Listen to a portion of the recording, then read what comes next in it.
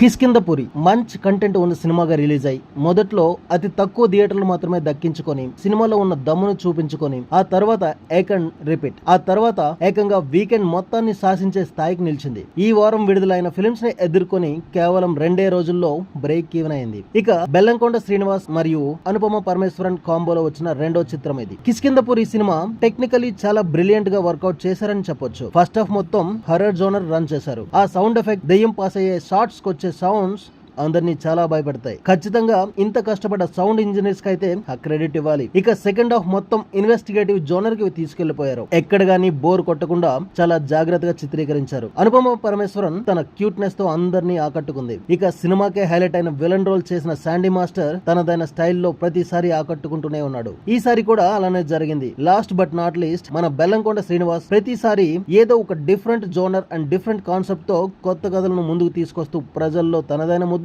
ఎప్పుడు వేసుకునే ఉంటాడు. కిష్కింధపురితో హర్రర్ ని కూడా టచ్ చేసేసాడు. తర్వాత రాబోయే టైసన్ నాయుడు, సైంధవ సినిమాలు కూడా ప్రత్యేకంగా ఉండబోనున్నాయి అనడంలో రిపీట్. చాలా సినిమాలు ఆడుతున్న ఇలాంటి ఒక టైంలో ఏ సినిమాకి వెళ్లాలో అర్థం కాని పరిస్థితుల్లో ఉంటే నో డౌట్ మీరు మీ ఫ్యామిలీతో అయినా మీ ఫ్రెండ్స్ తో అయినా కలిసి హ్యాపీగా కిష్కింధపురికి వెళ్ళిపోండి. అలాని కిష్కింధపురికి వెళ్ళబోతారు. అక్కడ అసలే చాలా దయ్యాలున్నాయి. కిష్కింధపురి సినిమాకు వెళ్ళండి. ఈ సినిమాని ఎందుకు సజెస్ట్ చేస్తున్నానంటే కంటెంట్ తో వచ్చే సినిమాలు చాలా అరుదుగా వస్తూ ఉంటాయి. అందులో ఇదొకటి. So don't miss out in theatre.